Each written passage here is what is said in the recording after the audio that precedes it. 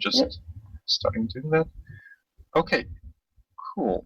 So I'll introduce you. I'll introduce Intentional Insights. I'll introduce you, and then I'll ask you just to briefly share about your experience as a Humanist Chaplain, and then we'll go on from there in kind of an unstructured way. Okay. All right. Cool. I'll count down 3, 2, 1. 3, 2, 1. Hello, everyone, and welcome to Intentional Insights. My name is Gleb Zaborski, and I'm here to talk with Ben Iten, a Humanist Chaplain, about his experiences ministering to people from a humanist perspective in various grief settings. And we're focusing on how we deal with grief rationally as reason-oriented people. So, Ben, can you share a little bit about yourself, what you do, and where you gain this perspective? Sure. So I am operating as a humanist chaplain in one of the major hospital systems in the city. It's got 2 main hospitals. One is a level 1 trauma center, so the most serious traumas in the city can come through there. The other is a very large hospital that deals not only with trauma, but also with some of the end-of-life issues with a lot of hospice care, a lot of palliative care, caring for people as they are suffering long-term illnesses. I do this from a humanist perspective instead of a religious perspective, so that I am still listening to spiritual and religious language, but working to translate that into ways that are maybe more emotionally based and cognitively based, so that we can help people get through their spiritual grief and their real emotional grief in ways that are a little more rational, a little more humanist, a little more centered on how we operate as individuals with each other than how we operate with the divine. Yeah, that must be challenging in a setting where many people have a strong religious belief. And I was curious first, before getting to the religious belief, you talked about kind of coming from a humanist perspective, from a more rational perspective, from a more reason-oriented perspective.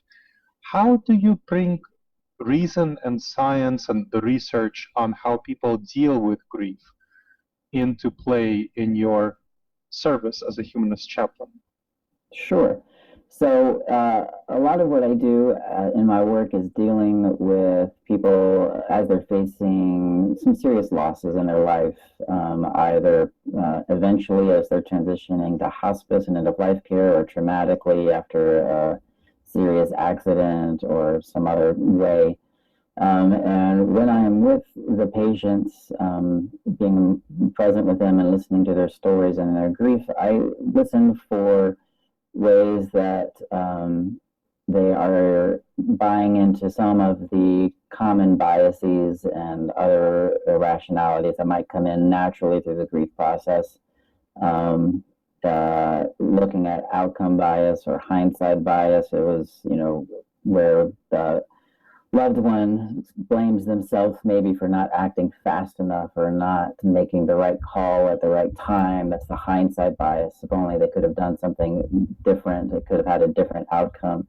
Or the outcome bias is people are making decisions where the outcome is already predetermined. The loved one is ultimately going to die, whether they make decision A, B, or C. All they have, unfortunately, are hard decisions, and helping them not feel the guilt of those decisions, but understanding that a decision has to be made, and that they get to be there for their loved one to make those decisions for them instead of being laden with guilt in that realm. Another thing we run into a lot is the just world fallacy, especially for theists who believe in the loving, omniscient, all-knowing, all-powerful God. When they're faced with tragedy, with the reality that life is sometimes not just, life is sometimes not fair, this can cause a lot of emotional grief and spiritual grief. And when we're talking about it in our realm of things, we call that complicated spiritual grief. And so we start dealing with some deeper issues within people's emotions and spiritual well-being. So that is a good transition to the humanist question. And I wonder what you think, being a humanist chaplain, how that benefits people, how you bring a benefit to people, specifically by coming from a humanist versus a divine-oriented perspective. Yeah, so there's several different ways. To begin with, one way allows me to speak multilingually, in a sense, across faith traditions, because I don't have my own bias towards one faith or another faith. I can kind of help people operate within their own realm. And secondly, I don't bring in a lot of that guilt or that judgment that might come from people of a more spiritual or theistic background. And I can help give a more objective perspective sometimes into their grieving process and what's going on. A lot of times I see myself serving as a translator, so that I can I listen for the emotions behind the spirituality that maybe a more theistic-based chaplain might not. So when I have a patient or a patient's loved one who wants the patient to accept Jesus, so to say, come to Christ, instead of going through that process, I, will turn to the family member and say, I hear that you really love this patient and that you're going to miss them when they die. And then that gets them back to the emotional processing and the relationship building that helps the patient die with a certain level of dignity and reconciliation that they might not have had beforehand, and lets the patient's family member really express what's on their heart, is that they love this person and they are going to miss them. And they don't know how to say that emotionally. They only know how to say that spiritually. And so I serve to help kind of bridge those gaps. Another way is that as the so-called nuns, the non-affiliated, the spiritual but not religious people are increasing, they're coming into our hospitals, they don't necessarily want to talk to somebody who's coming at their care from a specific spiritual direction. They would like to have somebody who is looking more at human connection, looking more at allowing them to express their own spirituality or lack of spirituality, their own questions in a safe environment. And while all chaplains, regardless of their background, are trained in that realm, a lot of people feel a lot more safer with somebody like me who comes in and says, yeah, I'm a humanist. I've got, no say really in what you believe. I'm just here to help you express yourself, find your human connection and be who you really are. And that tends to be well received by patients who are more in the atheist to that I don't know, life's a mystery realm of things, and looking for people who are able to share that with them as well. So I heard you use the words spiritual grief and emotional grief. Mm-hmm. And I was curious if you can get at that a little bit more, unpack those. And what do you mean by spiritual grief? What do you mean by emotional grief? How are those expressed differently? Sure. I think that'll be helpful. Yeah. So when I'm talking about emotional grief, I am talking about kind of how we typically understand grief, sadness, at times anger, some of those things that deal with the basic emotions of the grieving process. And that can be wide-ranging. A lot of people feel happiness and relief when a loved one dies, especially if it's been a long, fought-out battle for whatever reason.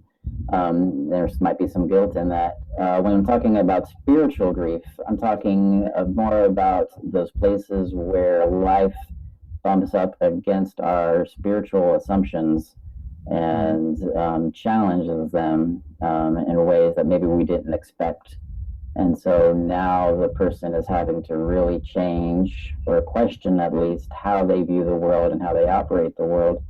So if you come into the world expecting that God will provide for you and protect you no matter what, meanwhile your father just got hit on his motorcycle and is now dead, you have a real juxtaposition between what you believe and what the world is presenting to you, and that can create some serious still emotional processing, but the processing is about, how do they relate to meaning? How do they relate to their understanding of the divine, and how does that change? And for a lot of people, it becomes a very unsafe space because they put so much trust in a safe God that this is challenged so much that suddenly they're afraid of everything. And so, we get to be a part of that process as they begin to solidify what they do feel safe in and how they understand the world differently. So let's explore that a little bit more. What role do you specifically play? Maybe you can guide us through a specific example of a person or a couple of case studies where you took them on that spiritual transition and how you helped them be safe. Sure. So a story that I think of most immediately, it's a good case because I have a parallel story of an atheist going through a very similar process, but from a different perspective. So the beginning of summer tends to be a high accident time for people on motorcycles. And the example I just gave of the young woman whose father was hit by a motorcycle is a real story. The first day of summer, he was hit by a car. Really nobody's fault, just an accident. And unfortunately, he died. She came from a very evangelical Christian background. She had been taught that God was there to protect her and save her. And she was being presented something completely different. And so when we were in the consult room with me and her and some of her family members, she was in tears, constantly asking why did God do this to me? Why did God let this happen? She's processing. A lot of times when you get into this position, people will tell about the great life that they've lived, and most people have lived a good life. So she was going through, I go to church. My husband's a leader in the church. I pray every day. I read my Bible every day. This shouldn't happen to me. And sometimes the best way to start that process from a humanist perspective is just to acknowledge that. Is to say, yeah, you're right. This shouldn't happen to you. And I'm sorry that this did. And in one sense, that acknowledges their feelings, because a lot of times they're being told, at least internally, that this question and this doubt that they have that the situation brought to them is wrong. And that's a part of the anxiety as well. So if we can create a space that says that questions, those doubts and those anxieties are natural and make sense, they're rational, that you would ask those questions in this situation, it helps people to open up and start have that conversation. So, through working with her, really it took probably 3 or 4 hours of talking with her and figuring out what she believed and why she believed it, and helping her figure out where, most people have small examples of where the world has been unjust in their life. We talk a lot about, we teach our kids all the time that life's not fair, get over it. And it's easier to think about that when it's just you can't share your car with somebody else. It's another thing when you're saying life's not fair, get over it, when their loved one has died. And it's essentially what the process is, though. And so, we were able to say what other parts in your life showed you really that life isn't fair, and that there isn't really a balance to the universe, no matter how much we would like that to be. And then so you start working through that process, and you figure out, you set up a foundation that says, what, life is essentially neither fair nor unfair, it just is.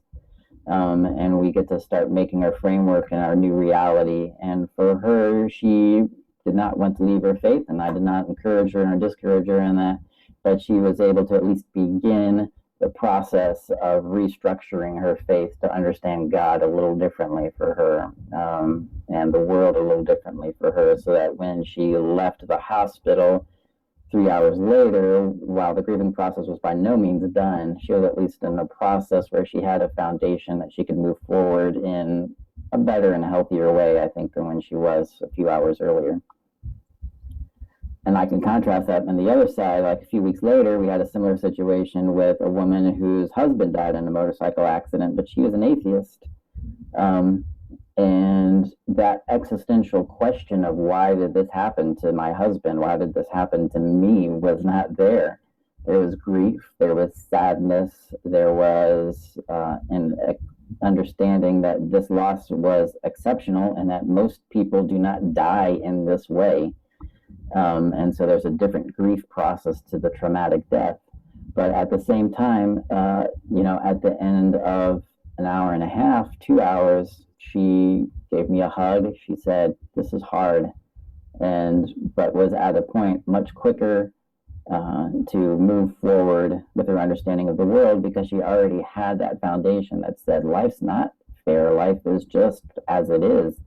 And we were able to work with that grief process a little bit quicker for her. Do you find that, so this is an interesting example, and definitely very sad for both people, but in general, do you find that people who are religious have more difficulty than dealing with this sort of perception of the world being unjust and unfair, and in general dealing with traumatic grief? I think so. And I don't have studies to prove it. This is not a very well studied realm of things. And those studies that are out there are very biased towards religion and have been sort of not really well formatted. But from my experience, both with patients and working with fellow chaplains as they begin this work out, when they're faced with the tragedy that is sometimes death, that is this new world of things, there's a lot more existential grief, a lot more wondering of why is this happening, where is God in all of this grief and suffering and evil in the world, that I think for most parts people with a non-theistic tradition have a little less of. That's not to say that all non-theists avoid all of that entirely, but from my experience, that is definitely the case. There is, and I think so. I think Buddhists fall into that non-theist category. I've seen a couple of Buddhist families grieve a little bit more immediately and less of that existential problem of things. As well as humanists who have said, I'm at peace with the life that I've lived.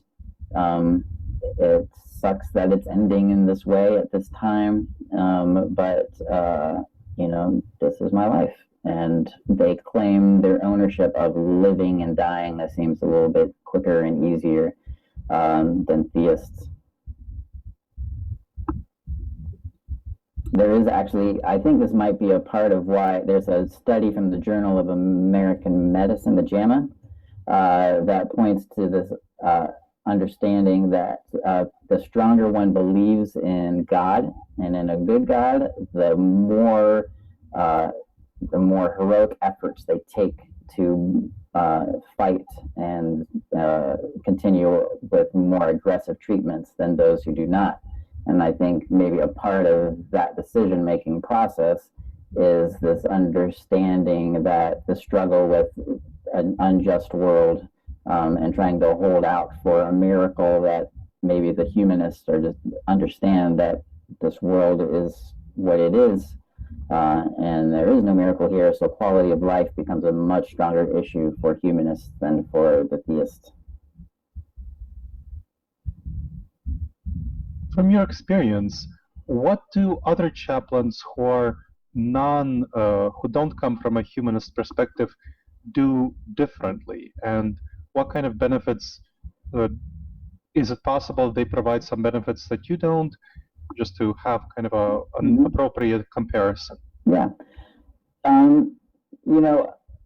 A part of the chaplain's process, I think, is learning to complicate theistic theology in a certain way. And so for some people who come from a Christian background, as they have faced the struggles of suffering themselves, at times, if they're dealing with a Christian patient in a similar situation, they might have a little more resources in those realms of things to be able to If somebody quotes a Bible passage to them and has a certain more strict interpretation of it, they might be able to have more experience in complicating that passage a little bit more to make it a little bit more present to the moment than maybe I would have. And sometimes there's just language differences. And no matter what training or background that I have in Christianity or Judaism or anything else, sometimes hearing the language that you're familiar with can help. And sometimes in that translation process of emotions to spirituality, being able to hear what the other person is saying even a little bit more accurately can help in that process as well. But we all try to work and learn from each other as best as we can. And it's a process for all of us. How well do you think the medical system supports humanist chaplains in general, kind of chaplains who don't come from a Christian perspective, from a Christian background? What has been your experience there? Yeah, so for chaplains, my experience with my hospital system has been very positive. I am told that depending on the region of the country, I might have a little bit more trouble and different systems. But being in a major metropolitan in the Midwest, in a hospital that is a Methodist hospital, not just a name, but in reality, the more progressive wing of the Methodist hospital, kind of overseeing it, has made a safe space for me. People have been open to hear my own critique of religion and spirituality. We've been able to have great conversations about how we differ in our understandings of the world, but also in the similarities of how we take care of our patients. There are certain concerns. It seems that the medical field, especially doctors, tends to attract more spiritually conservative people. And so my director has expressed concerns at times that maybe one of the lead medical physicians would find out that she has humanist on board, and that might cause her some grief. But she has always been 100% behind me and how I operate, and she just calls that a learning opportunity for the doctor. And she's been very supportive of that. I just had an interview at another facility in town, another major hospital system, and while there were questions about how I operate from a humanist perspective, there was never any sort of judgment of, well, because you're a humanist, you're not going to get this job. As I addressed their concerns and they felt comfortable that I respected people's spirituality, whatever their background, it became a much more vibrant and open conversation in that interview, and it went really well. What would you advise people to do who come to a hospital setting, and when they come from a humanist perspective or not from a traditional religious perspective, and they don't have a humanist chaplain on board, and they deal with a Christian chaplain? So how should they behave? How should they engage with a Christian chaplain in order to get benefits? Yeah. So to begin with, you're free to say, I don't want to talk to a chaplain. That's one of the few services that hospitals offer that you're allowed to say no to. And if you don't feel comfortable talking to a chaplain, you don't have to. But all chaplains, especially if they're a board certified chaplain, should be trained and ready to talk to anybody, regardless of their faith traditions, including atheists or humanists. And I would, if a chaplain came in to talk to me, I would welcome them, but I would also, say, hey, you're more than welcome to come in, but I don't believe in God. I'm a humanist, or, I'm agnostic, or however you identify. And that will help the chaplain be able to get into your world and help you process some of what's going on with what you're thinking and feeling a little bit better, and will we all bring our biases into the system, and if we're able to identify ourselves quicker, that will help get the Christians or the theists, chaplains, a little bit more on board with where we're coming from. And in my experience, I've interacted with probably 50 or 60 chaplains in the city. And in my experience, I don't think any one of them would really have a problem talking with a humanist. There might be some biases. You might have to point out some of those biases and languages, but I think everybody would be receptive to listening to that and hearing what's on our hearts, what we're feeling, and helping us begin that process. And if at any point you feel uncomfortable with the questions and you just want to stop, if you just said, hey, I think I'm done, any chaplain should be able to go, okay, that's great. I'm glad we could have this time to talk, and they should be able to move on and support you however you need it. If you don't want support, we won't support you. If you do want our support, we're there to fill in the gaps as much as we can. Great. So let's say someone is in a situation where they can't access chaplain support. What can they do themselves to go through the grieving process in a healthy way? Yeah. So if they don't have direct access to a chaplain support, most hospice facilities really throughout the country should have a part of their process some bereavement and grief support. If you're in a major metropolitan area, that might be a little bit easier to find than if you're in the countryside and more rural setting. But even in the county, those hospice providers are expected to provide bereavement care, and it's supposed to be open to anybody, regardless of if they're a part of their hospice care or not. So if you call your county family services and ask for the hospice providers, they should be able to put you in contact with those people, and those people should be able to find those bereavement support systems wherever you're at. There's, to my knowledge, not a state or county in the country that does not offer hospice in one form or another. So there should be some form of bereavement help where you're at. You might have to work a little bit harder to find it, but your best bet is going to be going through whatever hospice systems are in your area.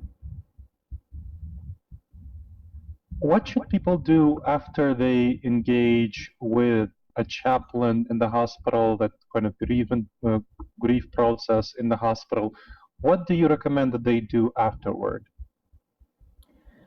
It's up to them. If you're in the grieving process, I always recommend reaching out to a therapist for those first few months at least, just to kind of see how you're doing, make sure you're avoiding some of those pitfalls that might make the grieving process last a little longer than it has to. And seek out support from other people. Don't be afraid of the grieving process and letting it be. It's natural. It will come and go in cycles, and there's not one set way to grieve is an important thing to remember, and that your grieving process is unique, and that's kind of why individual therapy can help out a lot. Will help you find out your grieving process and help you walk you through how that's going for you and create some strategies for long-term self-care. So I wanted to turn now to you just to hear about your motivations, how you, coming from your own humanist perspective, what motivated you from your humanist values to go into this profession, which has, of course, a lot of stress, a lot of emotional suffering, and you engage every day with people who have that sort of emotional suffering. So what motivated you to do this? Yeah, so part of it is I came from a Christian background and received really bad pastoral care and at one point in my life, and so I really wanted to make that correction. And so, from a humanist perspective, I wanted people to hear that they're not alone, that the grief and that sadness does not necessarily mean loneliness, and that there are people there that will honor them and honor their experiences as they are and as they come. I believe in real strong spiritual diversity and in honoring the dignity and worth of every person. And I felt that I had the skill set to walk into that world of things and find the balance. I think it is not for everyone, regardless of their spiritual background. But I tend to have a history of people who connected with me empathically, and so from a humanist background, looking again to create community in the midst of loss, create human connection in the midst of loss, and to help people feel their dignity and their worth as just being inherent to who they are and not what they believe, are kind of the three major humanist points that I hold on to as I go into this work. Thank you. And yeah, this was a really good conversation. I want to ask you if you have any last thoughts that you want to leave for the audience. Yeah, I mean, my last thought is I hope you understand the complexity that is a chaplain's job, and that even those of us who are humanists and don't believe can both work in this realm and can benefit from this realm, regardless of who that person is. And to not necessarily be afraid to ask help from people that you might normally not ask help from. And that there's a large system of people out here.